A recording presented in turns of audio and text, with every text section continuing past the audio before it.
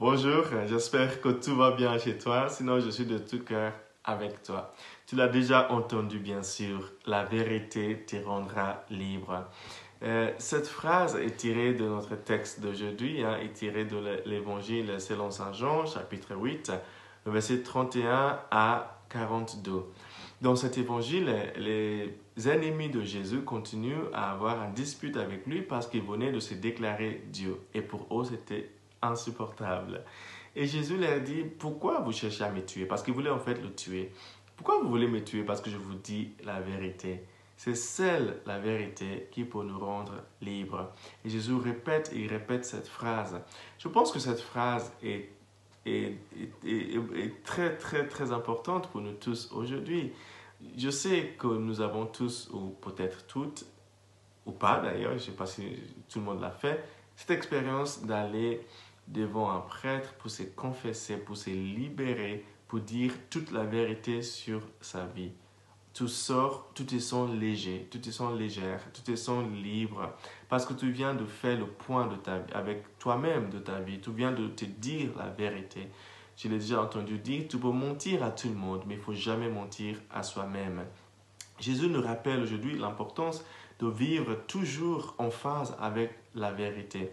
Aujourd'hui, j'entends les jeunes qui parlent de ma vérité, sa vérité. Ben non, il n'y a pas de version A, B, C de la vérité. Si ce n'est pas vrai, c'est faux. C'est aussi simple que ça. On peut avoir des opinions, on peut avoir des avis différents. Mais la vérité, il n'y a qu'une seule chose qui peut être la vérité. La vérité, c'est une seule chose. Toute autre chose qui n'est pas la vérité, c'est un mensonge. Donc, même si on arrive à amadouer les autres, même si on arrive à mentir aux autres, à changer l'histoire devant les autres pour jouer la victime ou pour opprimer les autres, finalement, au fond de nous, nous savons ce qui est vraiment la vérité. Nous le savons, nous le savons. Devant le miroir, quand tu te regardes, tu le sais que je suis en train de me mentir, je suis en train de mentir aux autres. Il est important de se libérer en vivant dans la vérité. Dans la première lecture d'aujourd'hui, nous avons un exemple de trois jeunes hommes. Ce texte est tiré de Daniel chapitre 3, de versets 14 à 20.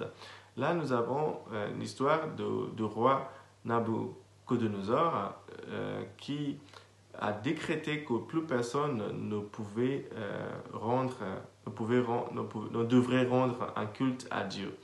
Ben, évidemment, ce n'était pas possible. Il a inventé tout un système d'une pensée unique que tout le monde devrait penser et agir de la même manière, s'incliner devant ses idoles, c'est-à-dire des idoles de roi. Mais il y avait trois hommes qui ont refusé de s'incliner devant ces faussetés. Sidrach, Meshach et Abednego. J'espère que je prononce bien ces noms en français. Ces trois hommes ont refusé et ça leur a coûté beaucoup. Le roi les a mis dans une fournaise pour les faire disparaître, pour les tuer en fait.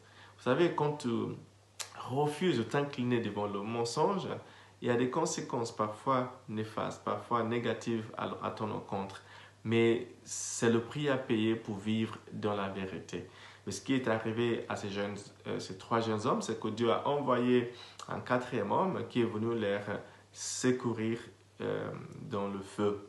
Et à la fin, le roi dit, mais ces hommes n'avaient pas peur de mourir pour la vérité. Seul leur Dieu mérite d'être loué dans cette ville. En fait, je vous raconte cette histoire, je pense que cette histoire, elle est importante pour nous démontrer d'abord qu'il y a un prix à payer pour la vérité, mais que peu importe le prix que nous devons payer pour la vérité, elle mérite quand même d'être dite. Et finalement, ça revient à ce que Jésus nous disait au départ, seule la vérité nous rendra libre. Que Dieu te bénisse aujourd'hui, le Père, le Fils et le Saint-Esprit. Amen.